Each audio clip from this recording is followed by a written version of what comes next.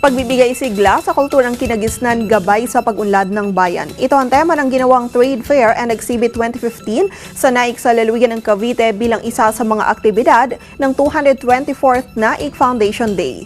Iba't ibang klase naman ng recycled products na gawa ng 4-piece ng DSWD at mga inmates ang pinakita sa nasabing okasyon. Mareport si Catherine Reyes. Products.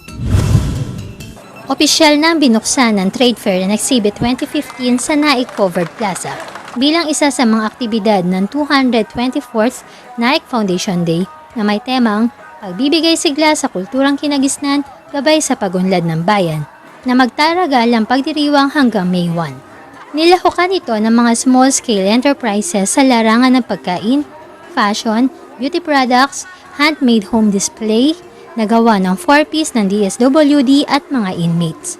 Nagbahagi ng kaalaman sa pamamagitan ng seminar ang faculty researchers ng Cavite State University Naik Campus tungkol sa low-cost backyard fish farming using recycled drum na maaaring mapagkakitaan ng mga pamilya sa kanilang bakuran. Nagbunga ito ng kasiyahan sa mga Naikenyo na maipakita ang mga produktong ipinagmamalaking gawa nila at inspirasyon na umasenso na gamit ang maliit na puhunan at mga recyclable materials. Mula sa Cavite, Catherine Reyes, Eagle News.